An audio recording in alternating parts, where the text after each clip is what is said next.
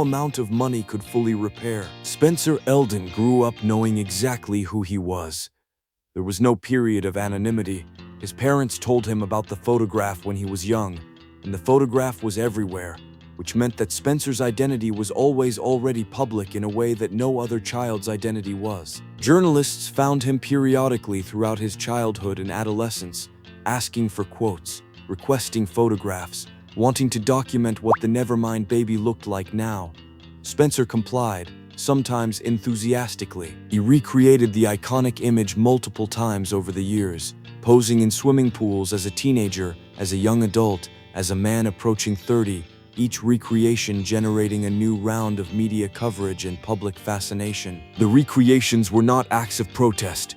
They were, for a significant portion of Spencer's life, acts of participation. He seemed to understand that the photograph had given him a kind of cultural currency that most people never possess, and he spent years engaging with that currency with apparent good humor. He gave interviews. He attended Nirvana tribute events. He spoke publicly about what it felt like to be permanently embedded in the visual memory of a generation. For much of his 20s, Spencer Elden seemed to have made a kind of peace with the image that had preceded his conscious existence. Then something shifted. By the time Spencer reached his late 20s, the tone of his public statements had changed in ways that were impossible to ignore. He began describing the photograph differently, using language that suggested the experience of carrying that image had cost him something he had not fully accounted for. He spoke about what it meant to have your naked body be the most famous version of yourself the world had ever seen. He spoke about the strangeness of having strangers feel an intimate connection to an image of you that you had no memory of creating.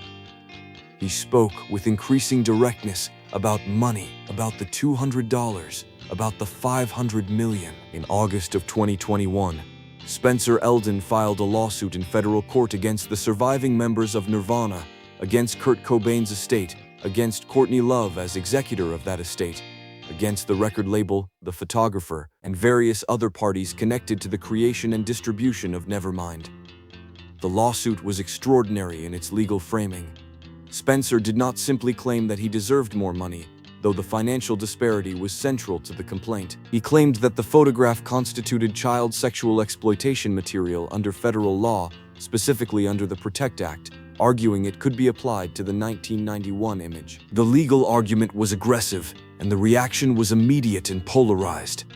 Nirvana's defenders argued that the image was manifestly artistic rather than exploitative, that it had been created with parental consent, that it had appeared on an album cover sold in mainstream retail outlets for 3 decades without ever being classified as anything other than iconic commercial art. Spencer's supporters argued that parental consent does not eliminate the possibility of harm to the child, and that an infant's inability to consent to having their naked image become permanently public was precisely the kind of harm the law was designed to address. The lawsuit was dismissed in January of 2022 on grounds that Spencer had filed it outside the statute of limitations.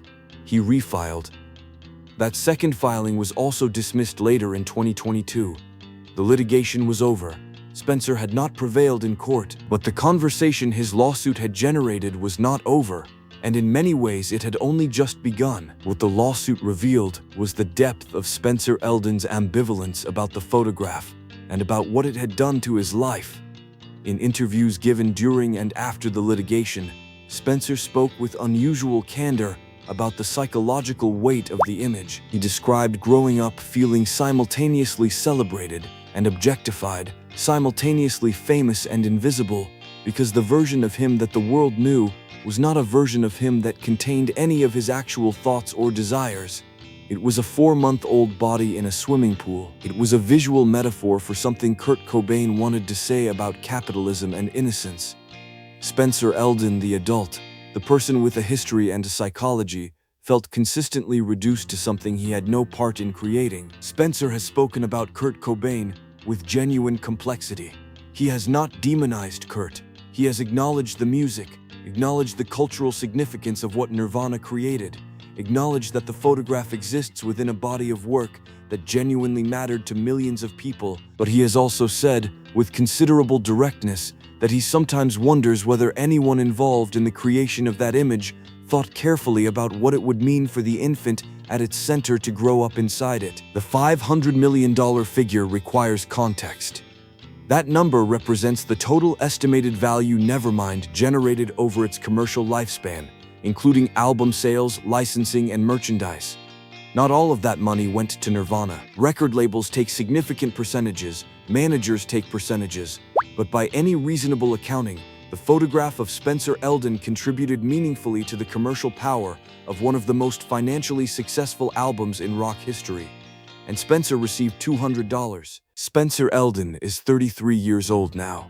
He lives in Los Angeles. He has a tattoo on his chest that reads Nevermind, a decision he made years ago that he has since described with a mixture of irony and regret. He got the tattoo during a period when he felt more at peace with the photograph than he does now, and the permanence of the tattoo feels, in retrospect, like an echo of the permanence of the photograph itself, something placed on his body without his fully understanding the long-term weight of what it would mean to carry it. What Spencer Elden's story illuminates about Nirvana and Kurt Cobain is something that rarely gets discussed.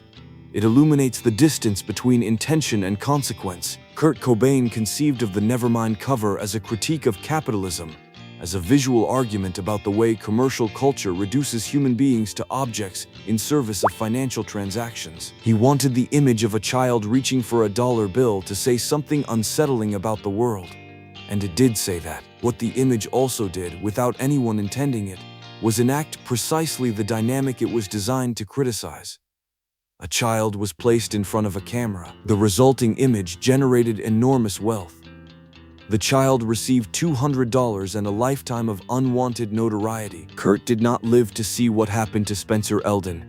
He died in that greenhouse on April 5, 1994, at 27 years old, 3 years after the album was released, and long before the full consequences of what he had created had time to unfold. Whether he would have responded to Spencer's concerns with empathy or defensiveness is impossible to know. What is known is that Kurt spent much of his public life writing and singing about exploitation, about the way power structures use people and discard them, about the cost of being seen as a symbol rather than a person. Spencer Elden spent much of his public life describing exactly those experiences from the inside. The photograph still sells.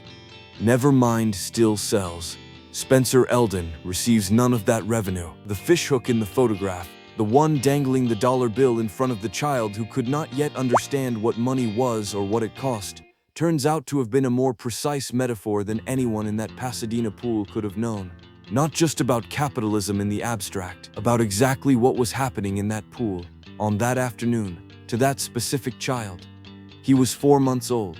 He had no voice in the decision. He had no way of knowing that the image of his body would become permanently embedded in the cultural memory of a generation. He is 33 years old now. He has a name, and whether the world has ever fully seen him as a person rather than a symbol is a question he is still quietly asking.